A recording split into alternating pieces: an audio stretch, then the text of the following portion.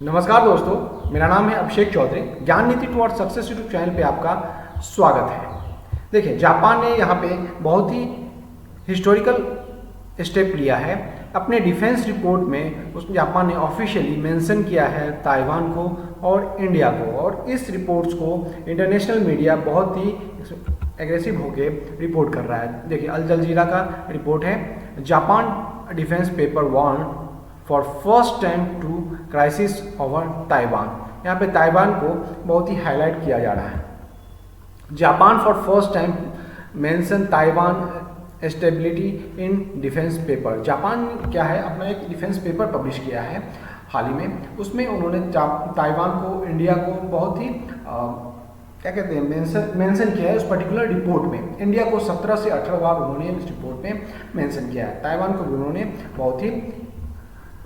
बहुत बार मेंशन किया अपने सिक्योरिटी को लेके। जापान ने इस रिपोर्ट में फर्स्ट टाइम ताइवान को मेंशन किया है। ये देखिए, ये अमेरिकन मीडिया है, बूमबर्ग, उसका रिपोर्ट है।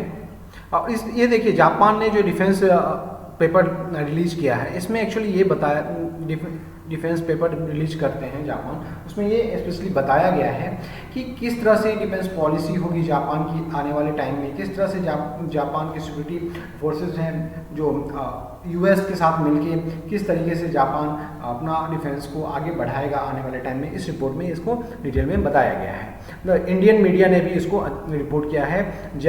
Japan government sees Taiwan tensions are regional security risk. जो ये पर्टिकुलर रीजन है ना, वहाँ पे जापान और देखिए, यहाँ पे आप ये कह सकते हो कि जापान ने तो एक रिपोर्ट ही पब्लिश किया है ताइवान और इंडिया को लेके, बट वो सिर्फ रिपोर्ट नहीं है, वहाँ पे एक ऑफिशियल डॉक्यूमेंट है गवर्नमेंट का, जापानीज गवर्नमेंट का एक ऑफिशियल रिपोर्ट है, और वहाँ पे इन्होंने ताइवान को मेंशन किया। अभी के लिए तो जापान जो है Taiwan India one policy follow करता है, ताइवान को एक अलग कंट्री नहीं मानता, लेकिन आने वाले टाइम में हो सकता है जापान ताइवान को एक कंट्री माने। ये देखिए, फॉफ का रिपोर्ट है, it's getting more likely the Japan would fight for Taiwan. अब देखिए, आने वाले समय में ये हो सकता है कि जापान और चाइना के बीच एक युद्ध हो और वो ताइवान को लेके हो। ये कयास लगाया जाना शुरू हो गया है इस बात को लेके। अब इन सब चीज़ों से लेकर चाइना बहुत गुस्सा हो रहा है। उसने भी एक रिपोर्ट निकाली है, ये साउथ चाइना का मॉर्निंग पोस्ट है, Beijing blast Japanese sense for crisis over Taiwan strain tension. मतलब चाइना भी अब खुल के सामने आ गया है जापान के अगेंस्ट कि आप ताइवान को लेके इस तरह से स्टेटमेंट या रिपोर्ट में नहीं बोल सकते हो। अब देखिए, अभी के समय में जो क्वाड कंट्रीज है, इंडिया, यूएस हो गया, इंडिया हो गया, जापान हो गया, ऑस्ट्रेलिया हो गया, इसमें से दो कंट्रीज यूएस और जापान ये मिलके खुल के ताइवान के लिए अब बोल रहे हैं चाइना के अगेंस्ट। बट अभी तक इंडिया और ऑस्ट्रेलिया की तरफ से कुछ ताइवान को लेके इस तरह की वॉर, हम चाइना के अगेंस्ट वॉर कर देंगे ताइवान को लेके, इस तरह की कोई भी स्टेटमेंट इंडिया और ऑस्ट्रेलिया की तरफ से नहीं आया। अभी क्वाड के सिर्फ दो ही कंट्री, जापान और यूएस ही इस तरह के स्टेटमेंट दे रहे हैं। अब तो जापान तो अपने ऑफिशियल डॉक्यूमेंट में भी ताइवान का नाम लेना शुरू कर दिया है। अभी के लिए ये कहा जा सकता है कि कहा जाता है कि इंडिया का भी फोकस अभी चाइना को लेके सिर्फ तिब्बत रीजन में ही है, लद्दाख रीजन में है, जहाँ पे चाइनीज आर्मी के लोग इन्विजन कर रहे हैं लद्दाख रीजन में। वहाँ पे चाइना, मतलब इंडिया अभी अपने नॉर्दर्न पार्ट में ही ज़्यादा फोकस कर रहा है चाइना के अगेंस्ट। बट आप सोचिए कि अगर ताइवान को लेके युद्ध होता है तो हो सकता है क्वाड कंपनी के मेंबर होने के कारण इंडिया को भी चाइना के अगेंस्ट एक्शन लेना पड़े ताइवान को लेके। अब देखिए, ताइवान को कोई भी अभी कंट्री नहीं मानता, चाहे वो इंडिया हो, जापान हो, ऑस्ट्रेलिया हो, सब वन चाइना पॉलिसी को मानते हैं, बट सबके डेलीगेट्स जो है वो ताइवान में हैं। कि जापान ने जो ये रिपोर्ट पब्लिश किया है 2021 में, वो डिफेंस ऑफ जापान के नाम से किया है। इसमें क्वाड कंपनी के रूप में देखा जाए तो यूएस भी इस तरह की रिपोर्ट पब्लिश करता है, ऑस्ट्रेलिया जो है वो भी इस तरह के डिफेंस रिपोर्ट पब्लिश करता है। बट इंडिया के केस में कहा जाता है कि इंडिया बहुत एक छोटी सी डिफेंस रिपोर्ट पब्लिश कर देता है, उसमें कुछ भी बहुत ज़्यादा अपना डिफेंस पॉलिसी जो होता है वो क्या कहते हैं डिटेल में डिस्कस नहीं करता कभी भी इंडिया। लेकिन वो इंडिया को एक्चुअली, आपको क्या लगता है इंडिया को इस तरह की चीज़ें ओपनली बोलना चाहिए या नहीं करना चाहिए, आप कमेंट बॉक्स में लिख के जरूर बताइएगा। बट मुझे ऐसा लगता है कि अगर इंडिया इस तरह से अपनी डिफेंस पॉलिसी या फॉरेन पॉलिसी को डिस्कस करता है, कोई रिपोर्ट पब्लिश करता है, तो हो सकता है लोगों के बीच में, इंडियन पब्लिक के बीच में इस तरह का डिस्कशन हो कि क्या हमारी पॉलिसी किस तरफ से जा रही है, किस तरह से हम आगे एक्ट करने वाले हैं, ये सब ओपन हो जाएगा। जापान ने इस रिपोर्ट में बहुत क्लियरली मेंशन किया है कि जापान के सिक्योरिटी के लिए यूएस, ऑस्ट्रेलिया, इंडिया और यूरोपियन कंट्रीज जो भी है ये बहुत ही ज़रूरी है, इनके साथ टाई अप रखना ये जापान के सिक्योरिटी के लिए। स्पेशली उसने इंडिया को भी मेंशन किया है इन लोगों ने यहाँ पे, और इन्होंने यहाँ पे स्पेशली मेंशन किया है कि सितंबर 2020 में इन्होंने इंडिया के साथ एक एग्रीमेंट साइन किया है ACSA। ये क्या है? Acquisition of cross saving agreement in September 2020। ये जापान और यूएस, इंडिया, ऑस्ट्रेलिया ने मिलकर आपस में साइन किया। इसमें क्या है कि इस एग्रीमेंट में ये कहा गया है कि ये क्रॉस कंट्री मतलब जापान हो गया, इंडिया हो गया, ऑस्ट्रेलिया, यूएस एक दूसरे के मिलिट्री बेसिस यूज़ करेंगे। जो भी एयर डिफेंस के बेसिस हैं, एयर बेसिस हैं, और क्या कहते हैं नेवी के बेसिस हैं, ये सब चीज़ें ये लोग यूज़ करेंगे अपने पर्पस के लिए, मिलिट्री पर्पस के लिए। इस एग्रीमेंट में यह है कि जापान भी इंडिया की मिलिट्री बेसिस यूज़ कर सकता है। और इंटरेस्टिंग ये है कि इसमें एयर डिफेंस मतलब क्या कहते हैं एयरफोर्स हो गया, मिलिट्री आर्मी हो गई, और क्या कहते हैं नेवी हो गया, ये सब एक दूसरे के बेसिस को यूज़ कर सकते हैं, रिसोर्सेज को यूज़ कर सकते हैं। यहाँ पे रिपोर्ट पे इन्होंने मालाबार एक्सरसाइज को भी रिपोर्ट किया है। रिपोर्ट के अंदर बहुत ही इन्होंने ये कहा है, जापान ने ये कहा है कि मालाबार जो है एक्सरसाइज वो बहुत ही इम्पोर्टेंट है जापान के लिए। और उन्होंने यहाँ पे इन्वायरमेंट को लेके भी बहुत ही सिक्योरिटी इन्वायरमेंट सराउंडिंग जापान, मतलब जो भी सिक्योरिटी थ्रेड है वो जापान को लेके उस सारे का उन्होंने फिगर के रूप में समझाने की कोशिश की है इस रिपोर्ट के अंदर। जापान इस रिपोर्ट में ये कह रहा है कि जापान की सिक्योरिटी के लिए, जापान की खुद की सिक्योरिटी के लिए इंडिया के साथ इनका कोलैबोरेशन बहुत ही ज़रूरी है। इंडिया के साथ इनका संधि बहुत ही ज़रूरी हो जाता है जापान के सिक्योरिटी को लेके। इस रिपोर्ट में जापान ने इस रिपोर्ट में ताइवान के बारे में कहा है कि हो सकता है फ्यूचर में ताइवान को लेके चाइना और जापान के बीच में एक वॉर हो सकता है। अब आप देखिए जो शी जिनपिंग जो है अभी चाइना में उन्होंने अपने आप को बना लिया है लाइफ टाइम का प्रेसिडेंट। वो मतलब जब तक जिंदा रहेंगे तब तक लाइफ टाइम चाइना के प्रेसिडेंट रहेंगे। तो अब इसमें क्या होता है, जब से उन्होंने ये डिक्लेयर किया है चाइना ने कि शी जिनपिंग हमारा लाइफ टाइम के लिए प्रेसिडेंट रहेंगे, तब से भी प्रॉब्लम होना शुरू हो गया। जो पैंडेमिक का आप ले लो, ताइवान इशू ले लो, ये सब तब से स्टार्ट हुआ है। और आप देखिए जब कोई इंसान खुद को लीडर फॉर लाइफ बना देता है तो उनके ऊपर खुद के मतलब उस पर्टिकुलर इंसान के ऊपर खुद के ऊपर बहुत ज़्यादा रिस्पॉन्सिबिलिटी आ जाती है। तो आप कह सकते हो कि शी जिनपिंग के ऊपर भी बहुत ज़्यादा रिस्पॉन्सिबिलिटी है चाइना के अंदर। अब क्या है देखिए, जब से शी जिनपिंग ने अपने आप को लीडर फॉर लाइफ बनाया है तब से प्रॉब्लम तब से स्टार्ट हो गया। ये उनका बैड लक है, ये कह सकते हो आप। अब तो चाइनीज़ लोग भी ये सोचने लगे हैं कि शी जिनपिंग के जो पॉलिसीज़ है चाइना को लेके वो गलत है कि चाइना अब एक देखिए वर्ल्ड में चाइना जो है आइसोलेट हो रहा है। इंडिया के साथ जिस तरह से कन्फ्लिक्ट हो रहा है, 1962 का वॉर अगर हटा दिया जाए तो चाइना और इंडिया का रिलेशन मतलब नॉर्मल तो नहीं था पर भी बैलेंस्ड रहा। बट अब जो स्टार्ट हुआ है कोविड के बाद, 2019 के बाद से जो रिलेशन है इंडिया और चाइना के बीच में, एक तरह से चाइना और इंडिया जो है एक दूसरे के इनेमी हो गए हैं।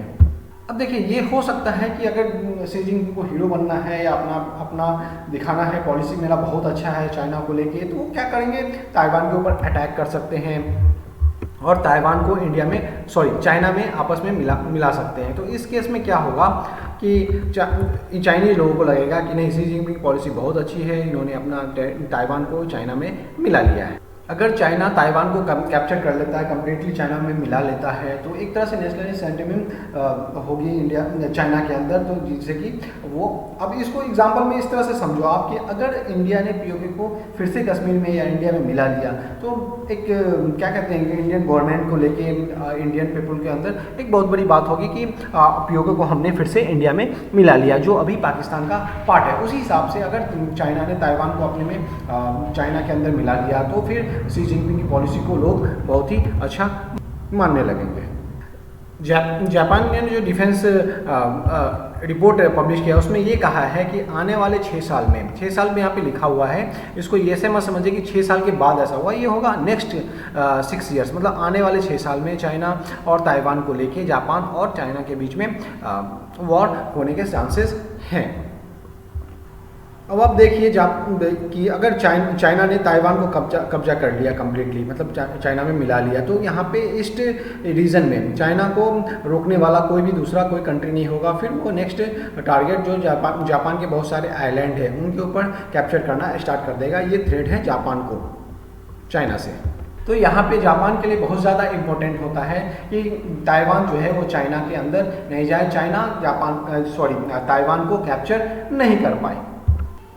जापान के जो एक्सपर्ट है, जापान के जो भी डिफेंस एक्सपर्ट है, उनका ये कहना है यहाँ पे कि इसको लेके जापान को लेके जापानीज एक्सपर्ट जो है डिफेंस एक्सपर्ट, वो उनका ये कहना है कि ताइवान के इशू को लेके चाइना जो है जापान और यूएस को एक वॉर में ला सकते हैं, जिनके कारण एक वॉर यहाँ पे संभावना बनती है एक वॉर होने की, और उसमें जापान और यूएस इन्वॉल्व हो जाएंगे चाइना के अगेंस्ट वॉर में ताइवान के इशू को लेके। देखिए यहाँ पे एक ग्राउंड वर्क तैयार हो गया। Japanese authority worried about Chinese determination to invade and forcibly reunify Taiwan reportedly asked American official to share US plan for defending Taiwan। मतलब यहाँ पे ये कहा जा रहा है कि इस वॉर में यूएस का क्या प्लान होगा, यूएस कहाँ तक इन्वॉल्व हो सकता है। द अमेरिकन डिटर्मिनेशन जो है उन्होंने कहा था because it wanted to focus on boosting coordinating with Tokyo in phases. Informer US officer जो थे उन्होंने कहा था reports that globe was the US and Japan armed forces eventually to write the single integrated plan for Taiwan offensive। मतलब समझिए background में बहुत दिनों से इन सब चीज़ों पे काम चल रहा था, और यहाँ पे तो अब खुल के जापान का पॉलिसी और यूएस की पॉलिसी आ गई है कि चाइना के साथ वॉर की संभावना ज़्यादा है Taiwan.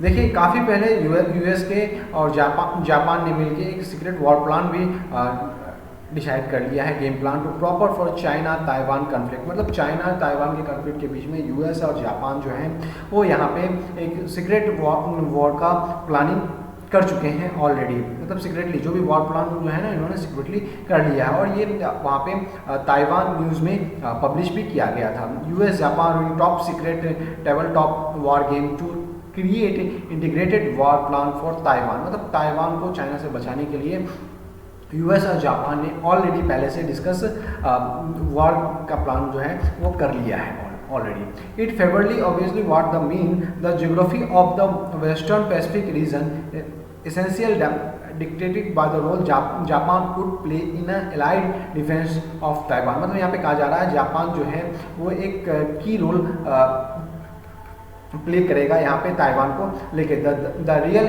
Invasion of and Hills reporting it's the perspective of a joint US-Japan war plan. It's that Japanese leaders apparently have resigned themselves to war in the event China invaded Taiwan। मतलब यहाँ पे ये कहा जा रहा है कि China अगर ताइवान के ऊपर इन्वेड करता है तो जापान और यूएस मिलके इसके अगेंस्ट वॉर का डिक्लेयर कर सकते हैं। अब देखिए यहाँ पे वॉर गेम तो प्लान हो चुका है, इसमें बस ये अब देखना है कि यूएस यहाँ पे कितना इन्वॉल्व होता है, जापान यहाँ पे क्या क्या दाव पे लगाता है, ये सारा अभी क्लियर होना बाकी। ये सब सीक्रेटली डिसाइड हो चुका है ऑलरेडी, आप कह सकते हैं इसको। It's quite clear that the United State needs Japanese support to order to stand any chance of defending Chinese invasion attempt. मतलब यहाँ पे यूएस को जापानीज की सपोर्ट लगेगी चाइना को रोकने के लिए अगर चाइना ताइवान के ऊपर इन्वेजन करता है तो।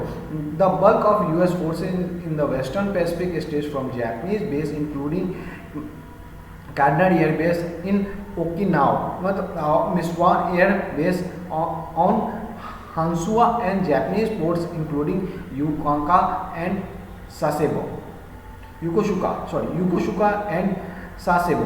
मतलब यहाँ पे जो यूएस के एयरफोर्स के लोग हैं, जो मिलिट्री बेसिस हैं जापान में, उनका यूज़ करके यूएस चाइना को के अगेंस्ट वॉर डिक्लेयर कर सकता है। Ideally during a counter invasion campaigning the Japanese government not only could allow US force to launch combat operation from American based on Japanese soil, Japanese troop also would join the operation। मतलब यहाँ पे Japanese भी खुल के China के against war कर सकती है। मतलब जापानीज और यूएस मिल के चाइना को रोकेंगे ताइवान पे इन्वेजन करने के लिए। इसकी वॉर गेम प्लान ऑलरेडी हो चुकी है। आज के लिए इतना ही दोस्तों, थैंक यू। ज्ञान निधि टुवर्ड्स सक्सेस यूट्यूब चैनल को सब्सक्राइब कीजिए, वीडियो को लाइक कीजिए, कमेंट कीजिए एंड शेयर कीजिए। बेल आइकन को जरूर दबाएगा जिससे कि आपको नए वीडियो का नोटिफिकेशन मिल जाए। Thank you.